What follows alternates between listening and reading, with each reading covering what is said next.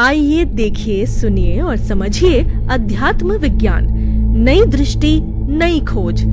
आध्यात्म विज्ञानी अहमदाबाद के स्वामी श्री कमलेशानंद जी के साथ। इस कार्यक्रम के प्रायोजक हैं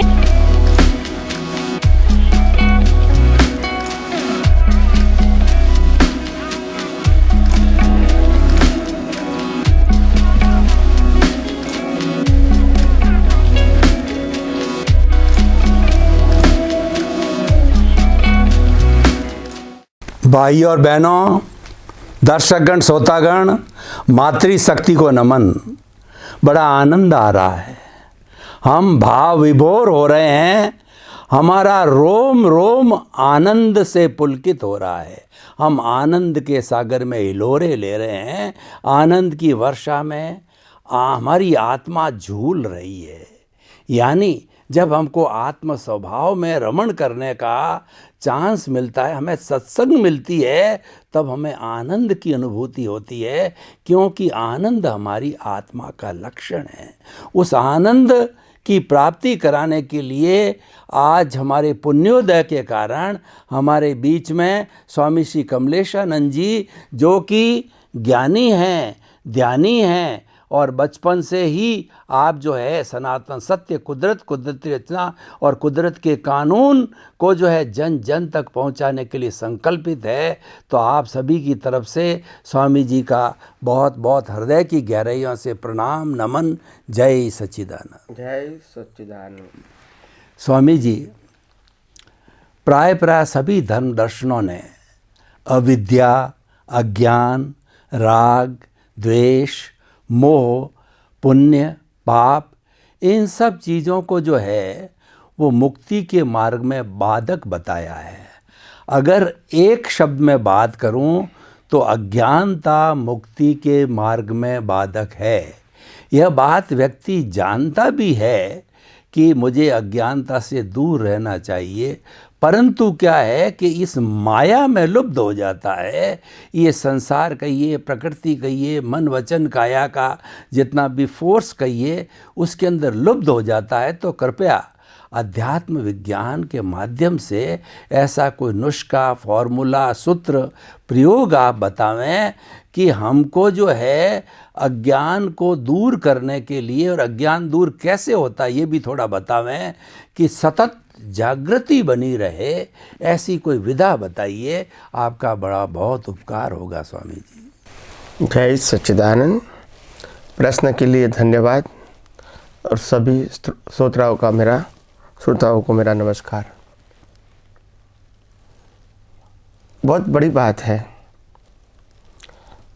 सिंपल, मगर हम न समझ सके हैं अभी तक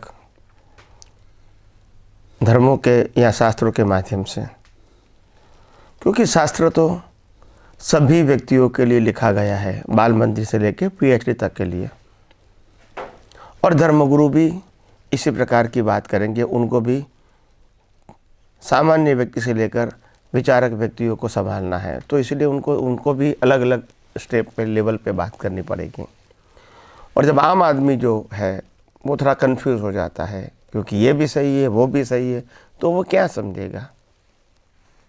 बात ये है कि हम सत्संग में बार बार आध्यात्म विज्ञान के बारे में बताते हैं कि आध्यात्म विज्ञान का मतलब होता है सामाजिक और धार्मिक धर्म से, सामाजिक और धार्मिक सत्य से ऊपर।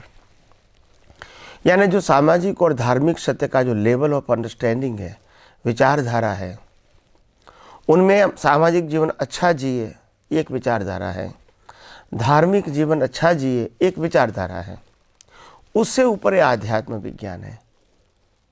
तो सबसे पहले तो हमको ये समझना चाहिए कि हम अपने जीवन में कौन सा मार्ग चूज़ करना चाहते हैं। तीनों सही है, तीनों में से एक भी गलत नहीं है, आपके ऊपर डिपेंड है। आपको व्यवहार जीवन उत्तम बनाना है, आपको धार्मिक जीवन उत्तम बनाना है, या तो फिर आध्यात्म जीवन में आगे बढ़ना है। और अगर आध्यात्म जीवन के अंदर आगे बढ़ना है तो सनातन सत्य को मानना पड़ेगा, समझना पड़ेगा, स्वीकार करना पड़ेगा। अब जब धार्मिक सत्य की बात करोगे तो जो धर्म को फॉलो कर रहे हैं उनका जो नीति नियम है, उनकी जो मान्यता और मर्यादा है, इनको फॉलो करना पड़ेगा। और जब सामाजिक सत्य की बात आती है तो समाज के अंदर मैं कैसे नीति और नियत अच्छी रखूं, मानवता रखूं, दूसरे को हेल्प करने की भावना रखूं और किसी को भी मेरे मन वचन काया से दुख न हो, यही मेरा दृष्टिकोण होना चाहिए। मगर जब आध्यात्म की बात आती है, क्योंकि मानव धर्म और धार्मिक धर्म, मानव धर्म के अंदर मनुष्य सेंटर में है, धार्मिक धर्म के अंदर भगवान सेंटर में है और आध्यात्म के अंदर कुदरत सेंटर में है। ये बात हमको पहले क्लियर समझनी पड़ेगी, गोल गोल नहीं चलेगा। और जब आध्यात्म की बात करते हैं तो उसमें सेंटर में आत्मा है। यहाँ जब सेंटर में आत्मा है, उसका मतलब ये है कि सामाजिक सत्य वो आपके लिए ज़रूरी नहीं है, गलत नहीं है, ज़रूरी नहीं है। धार्मिक सत्य आपके लिए ज़रूरी नहीं है। मैं ज़रूरी नहीं है वो शब्द बोलता हूँ, इसका मतलब पुरुषार्थ के एंगल से ज़रूरी नहीं है, प्रकृति के एंगल से उदय कर्म में है तो अच्छी बात है, नहीं है तो वो कुदरती रचना है तो भी कुदरती रचना है। और इसीलिए आध्यात्म विज्ञान के अंदर जो सिंपल रास्ता बताया, आज तक लोग पजल में क्यों आए? क्योंकि धर्मगुरु कहेंगे तुम्हारी पहले विचार बदलो, ऐसे बुरा विचार नहीं करना चाहिए। तो हम विचारों के अंदर खो जाते हैं, कैसे करके हम अपने विचारों को यानी मन को हम शुद्ध बनाए। फिर जब भाषा गलत निकल जाती है तो लोग कहेंगे तुम्हारी भाषा कैसी है जो दूसरे को दुख लगता है, तुम्हारे भाषा से ही तो एक क्लेश होता है, तो तुम भाषा सुधारो। फिर वर्तन की बात आती है, किसी के साथ झगड़ा करते हैं तो बोला तुम्हारा वर्तन सुधारो, यानी पहले मन वचन काया को सुधारने की बात पहले आएगी। और हो सकता है हर व्यक्ति अपने जीवन में प्रयास तो करती होगी कि मन वचन काया को सुधारूं मैं। सफलता कितनी मिलती है कितनी नहीं वो तो संजोग बताएंगे, क्योंकि वो हमारे हाथ में डायरेक्टली हम कंट्रोलर नहीं है। फिर भी प्रयास करते हैं, अच्छी बात है। हम जब धार्मिक बात करेंगे, धर्म की बात करेंगे, तो हम कहेंगे तुम ये भगवान को मानो, ये गुरु को मानो, ये मंदिर को मानो, ये मंत्र को मानो, फिर ये रिचुअल्स को फॉलो करो, ये संस्था को मानो, ये सब बातें बताएंगे और आप फॉलो करेंगे भी, मगर कंटिन्यूस तो फॉलो होगा ही नहीं। तो हो सकता है कभी हम भगवान को या मंदिर में जाना भूल जाते हैं या नहीं जा पाते हैं, गुरु को मिलना कभी भूल जाते हैं, रेगुलर सत्संग में नहीं जा सकते हैं, रेगुलर रिचुअल्स को फॉलो नहीं कर पाते हैं, ये सब होता है। और बाद में अपना पूरा जीवन, अपनी पूरी सोच, अपना पूरा प्रयास उसमें लगा रहता है, कब मैं रेगुलरली मंदिर में जाऊँ, भगवान को मानूँ, भगवान को याद करूँ, कब मैं अपने गुरु को रेगुलर मिलूँ, कब मैं सत्संग में रेगुलर जाऊँ, कब मैं रिचुअल्स को रेगुलर फॉलो करूँ। इसी में ही हमारा मन चला जाता है, यानी उस लेवल की वैल्यू हमारी हो जाती है पुरुषार्थ की, सामाजिक और धार्मिक। अभी आध्यात्म में क्या है? आध्यात्म का रास्ता एकदम सिंपल एंड स्ट्रेट फॉरवर्ड है, no puzzle and no confusion. अध्यात्म विज्ञान का सीधा साधा सिंपल प्रिंसिपल है, जन्म से मौत तक मन वचन काया से जो कुछ भी होता है, तुम्हारा मन वचन काया या दुनिया के कोई भी व्यक्ति का मन वचन काया, वो कुदरती रचना है। उसका क्रिएटर, ऑपरेटर, डिस्ट्रॉयर तीनों कुदरत है। और इसीलिए उसमें आपको टच करने की, इन्वॉल्व होने की, सुधारने की, बदलने की, करेक्शन करने की कोई गुंजाइश आध्यात्म विज्ञान में नहीं है। सो वहाँ आपको फोकस ही नहीं करना है।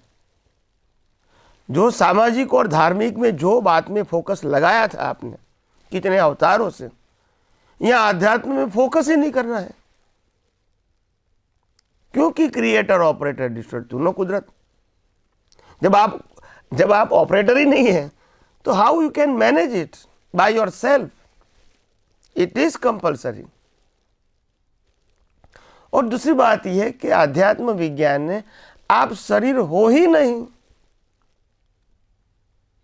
आप तो मन वचन काया से मुक्त ऐसे शुद्ध आत्मा हो।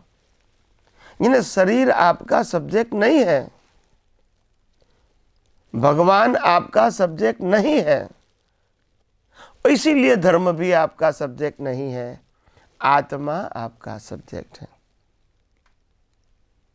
शुद्ध आत्मा वो आपका सब्जेक्ट है। और इसीलिए हम अपने जीवन में आध्यात्म में के मार्ग में आगे बढ़ेंगे तो ये पजल, टेंशन, करूँ ना करूँ, हुआ ना हुआ, फॉलो किया न किया, मिला न मिला, अच्छी प्रकृति बुरी प्रकृति, अच्छे मन वचन काया, बुरे मन वचन काया, अच्छे संजोग बुरे संजोग, ऐसा होता रहेगा। मगर पूरा पैकेज रहेगा, एक ही टाइटल, कुदरती रचना। तो फिर आपके जीवन में मन वचन काया की अवस्था वो पजल रूप में कैसे होगी? बताइए मेरे को, कैसे पजल होगा? जब प्रकृति को ही कुदरती रचना बोल दिया और उसका क्रिएटर, ऑपरेटर, डिस्ट्रॉयर तीनों कुदरत है, तो फिर वो तो आपका पजल है नहीं। और इसीलिए ये अध्यात्म विज्ञान के सिद्धांतों के माध्यम से आप मन वचन काया से आसानी से मुक्त रह सकते हैं। और यही अनुभवी पुरुषों ने बताया, छूटे देहाध्यास तो नहीं करता तू कर्म, नहीं भोगता तू तेहनो, एज धर्मनो मर्म, एज धर्मती मोक्ष छे तू छो मोक्ष स्वरूप, बाकी कहिए केटलू कर विचार तो पाप। छूटे देहाध्यास, ये देहाध्यास ही तो छोड़ना है अगर मोक्ष में जाना है तो, देहाध्यास ही छोड़ना है। और हम सामाजिक और धार्मिक तौर से देहाध्यास से ही लगे हुए हैं, यही सबसे बड़ी हमारी कमजोरी है। और इसीलिए जब आपको देहाध्यास पक्का हो गया है सामाजिक और धार्मिक दृष्टि से, तो फिर आपको मोक्ष की बात करनी ही नहीं चाहिए। सिर्फ समाज में अच्छा व्यवहार करो मन वचन काया से, और धर्म को अच्छी तरह फॉलो करो बस, और पाप पुण्य का मार्ग चलता रहेगा, उसमें कोई मना भी नहीं करता है, उसी से तो पाप पुण्य बनते हैं। मगर आध्यात्म की बात जब आती है तो पाप पुण्य की बातें नहीं आती है। और इसीलिए हमको जब आध्यात्म विज्ञान की बात आती है तो रास्ता एकदम साफ है और सिंपल है। हमको प्रकृति में इन्वॉल्व ही नहीं होना है, हमारी या दुनिया की कोई भी व्यक्ति की। हमको प्रकृति को टच भी नहीं करना है, सुधारना नहीं है, बदलना नहीं है, इसको ऑब्जर्व भी नहीं करना है क्वालिटी के आधार से कि मैंने अच्छा किया, बुरा किया, कब किया, क्यों किया, कैसे किया, कितने समय पहले किया, कितनी बार किया, ये सब्जेक्ट हमारा नहीं है। After you try to know the spiritual science, जब आध्यात्म विज्ञान समझने की कोशिश करते हैं तो ये सब्जेक्ट आपका नहीं रहेगा। और इसीलिए आध्यात्म विज्ञान वो मन वचन काया से मुक्त रहने का सब्जेक्ट है, मन वचन काया को बदलने का, सुधारने का सब्जेक्ट नहीं है। मन वचन काया की अवस्था से मुक्त रहना है, यानी वो सही है गलत है वो सब्जेक्ट नहीं रहेगा। भूत और भविष्य आध्यात्म विज्ञान में नहीं रहेगा, जो भी है वर्तमान में रहो, क्योंकि आपको एक ही एंगल से देखना है, कुदरती रचना। फिर मैं क्यों पास्ट में जाऊं, मैं क्यों फ्यूचर में जाऊं, मेरे को क्या पाना है, क्या करेक्शन करना है, क्या सुधार लाना है, क्या पाना है, या क्या बचाना है, कुछ नहीं है। और इसीलिए आध्यात्म विज्ञान समझने के बाद जीवन जीना हर व्यक्ति के लिए आसान हो जाता है। आंतरिक जीवन शांत, स्थिर और समाधान वाला हो जाता है। और इसीलिए राग द्वेष होने की संभावना खत्म हो जाती है। हम कहेंगे हम राग द्वेष नहीं करेंगे, हमको राग द्वेष नहीं करना चाहिए, मगर होता क्यों है? जब आप रिलेटिव सत्य को मानोगे, रिलेटिव सत्य को फॉलो करेंगे, कर्ता भाव और मालिकी भाव ही रहेगा आपको, और फिर कहोगे मेरे को राग द्वेष नहीं करना है, कैसे पॉसिबल है, बताइए मेरे को। तो बात तो समझनी पड़ेगी ना। ऐसा मुंह पे बोलने से कि रागद्वेष नहीं करना है तो मैं नहीं करूंगा, ऐसा थोड़ी है। होता क्यों है, वो आपकी दृष्टि का करेक्शन की बात है, ये क्रिया के करेक्शन की बात नहीं है। और इसीलिए हमारे शास्त्रों में और महान पुरुषों ने यही कहा है, जैसी दृष्टि वैसी सृष्टि। So you have to correct your vision, not speech, thought and action. मगर आज तक हमने सामाजिक दृष्टि से और धार्मिक दृष्टि से प्रकृति यानी मन वचन काया को ही इम्पोर्टेंट दिया, और इसीलिए हमारे अंदर या तो शरीर का इम्पोर्टेंट रहा या तो भगवान का इम्पोर्टेंट रहा, और इसीलिए हम सनातन सत्य जान ही नहीं सके। जब आत्मा सेंटर में रहेगा, जब कुदरत सेंटर में रहेगा, तो धीरे धीरे आपको सनातन सत्य समझ में आएगा। तो इसीलिए मैं कहता हूँ मुक्ति का मार्ग बहुत सरल, सहज और सुगम है। अगर उसका दाता मिल जाए तो, उनके दाता यानी ये मार्ग को बताने वाला दुर्लभ होता है। मार्ग डिफिकल्ट नहीं है, बताने वाला मिलना वो दुर्लभ है। और इसीलिए आप सबको ये आध्यात्म विज्ञान मिलता है। मैं समझता हूँ आप सबका जीवन बहुत बहुत धर्ममय और मंगलमय रहे, यही मेरी आप सबको शुभकामना है। आइए हम आध्यात्म विज्ञान को और आगे यथार्थ रूप से समझने की कोशिश करें। स्वामी जी आपका बहुत बहुत धन्यवाद।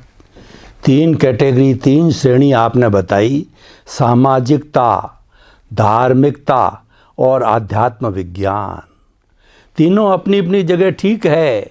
सामाजिकता में अगर आप निपुण रहोगे, मेंटेन करोगे, तो आप एक अच्छे इंसान बनोगे। धार्मिकता को अगर आपने सजगता से जिया है तो आप पुण्य पाप राग द्वेष के साथ में संसार के अंदर स्वर्ग नरक आपका चलता रहेगा। लेकिन इन सब से ऊपर जाना चाहते हो, इससे सब परे जाना चाहते हो, तो अध्यात्म विज्ञान को समझिए। और अध्यात्म विज्ञान बड़ी सरल भाषा में आपने बताया कि आत्मा को सेंटर में रखो, मन बुद्धि से मुक्त। मैं जो ऐसा शुद्ध आत्मा हूँ। और दूसरा ये है कि जो मन बुद्धि और शरीर है, इसको टच नहीं करना है। ये तो जो है वो अपने आप कुदरत के अधीन ऑटो मोड से संचालित है, उसको ऑब्जर्व ही नहीं करना, टच ही नहीं करना, अपना विषय ही नहीं है। जब विषय ही नहीं, इसको टच क्यों किया जाए। तो दर्शकगण, श्रोतागण, इन सब चीज़ों का आप हृदयंगम करें और तीनों रास्ते में जो आपको अच्छा लगे, वो तीनों रास्ते खुले हैं। स्वामी जी सब तरीके से बताते हैं, तो इसीलिए हम इनके प्रति बहुत कृतज्ञता ज्ञापित करते हैं। स्वामी जी जय सच्चिदानंद। जय सच्चिदानंद। स्वामी जी, हमारे भारतीय संस्कृति में 3 शब्द आते हैं, ध्येय, ध्याता और ध्यान। ध्येय कहते हैं प्रभु का, ईश्वर का, भगवान का, आत्मा, वो हमारा ध्येय होना चाहिए। और ध्याता मतलब जो उसको ध्याने वाला है, यानी जो प्रैक्टिशनर है, जो करने वाला है, वो ध्याता हो गया। और ध्येय जो है एक ऐसा माध्यम है, ध्येय, ध्याता और ध्यान एक ऐसा माध्यम है जो दोनों को जोड़ता है। ये बहुत चलता है, ध्येय, ध्याता, ध्यान अगर एक स्ट्रेट लाइन में हो जावे, सिंक्रोनाइज में हो जावे, तो हम ध्येय को बहुत आसानी से प्राप्त कर सकते हैं। तो कृपया अध्यात्म विज्ञान की दृष्टि से ध्येय, ध्याता, ध्यान को आप अपनी वोकेबुलरी, अपने शब्द, अपनी परिभाषा के आधार से इसका समन्वय करने के लिए, ताकि जो प्रचलित जो ये तीनों बातें हैं वो हमारे आध्यात्म विज्ञान के साथ भी पूरक हो जावे। धन्यवाद प्रश्न के लिए। बहुत सरल और सिंपल बातें हैं। ध्यान, ध्येय और ध्याता। ध्यान, ध्येय और ध्याता। हम किसका ध्यान करेंगे? अपने ध्येय के मुताबिक। जो ध्येय है उसके मुताबिक ध्यान करेंगे। और ध्यान करेंगे तो ध्याता कौन है? ध्याता का मतलब होता है प्रकाशक। ध्याता मतलब ध्यान करने वाला नहीं, प्रकाशक। ध्येय, ध्यान और ध्याता, ध्याता स्वभाव में है, ध्यान में पुरुषार्थ है और ध्येय हमारा लक्ष्य है कि हमको परमात्मा की अनुभूति करनी है। तो सबसे बड़ी बात हमारे पास ये है कि पहले हमको डिसाइड करना चाहिए कि हमको क्या करना चाहिए, हम अपने जीवन को कहाँ ले जाना चाहते हैं, हम अपने ज्ञान दर्शन को किस ओर मोड़ना चाहते हैं, हम अपने ज्ञान दर्शन को उस एंगल से समझना चाहते हैं।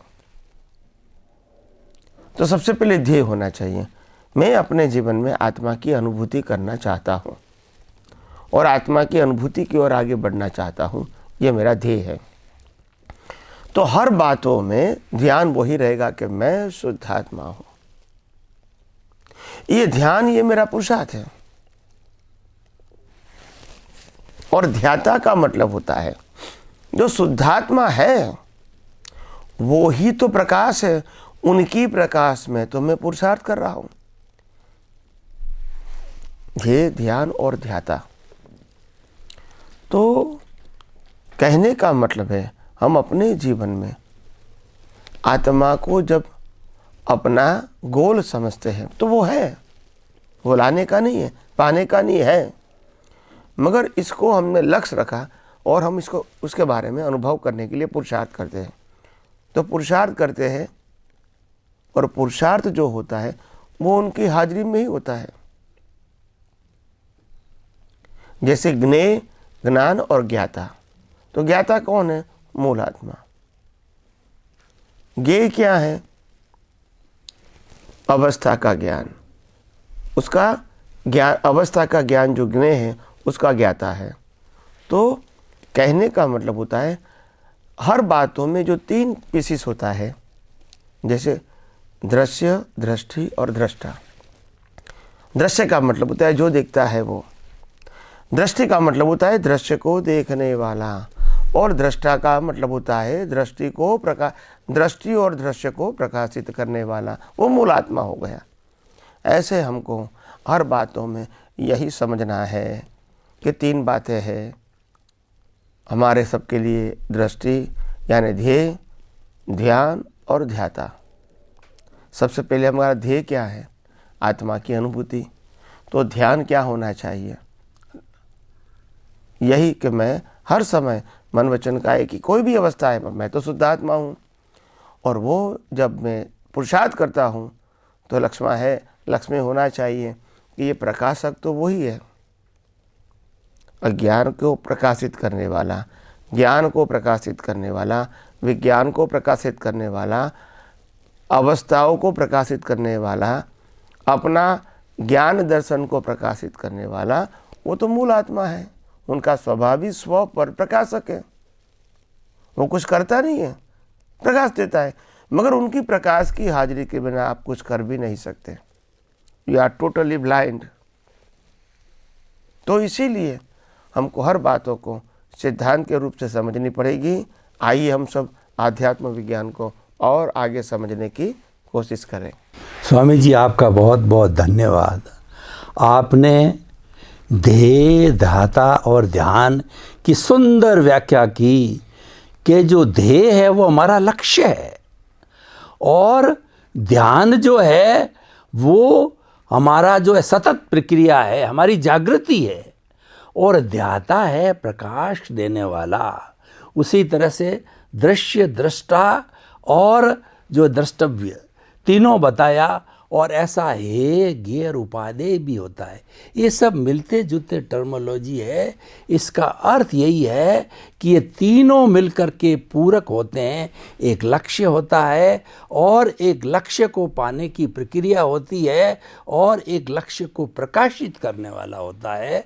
तो हमारी बहुत ही अच्छी तरह से हमको स्पष्ट हो गया। लक्ष्य बनाओ और सेंटर के अंदर ध्याता को रखो। हम सेंटर में प्रकाशक को रखेंगे तभी सब कुछ। बात आत्मा है तो हम हैं, आत्मा नहीं है तो हम जीरो हैं। तो आपकी हर जो है अमृतवाणी के अंदर ये आत्मा का जो प्रभुत्व दिखाई देता है, यही हमको आगे तारने वाला होगा। स्वामी जी, आपका बहुत बहुत धन्यवाद, कृतज्ञता, आपको नमन। जय सच्चिदानंद। जय सच्चिदानंद। आइए देखिए, सुनिए और समझिए अध्यात्म विज्ञान, नई दृष्टि नई खोज। आध्यात्म विज्ञानी अहमदाबाद के स्वामी श्री कमलेशानंद जी के साथ। इस कार्यक्रम के प्रायोजक हैं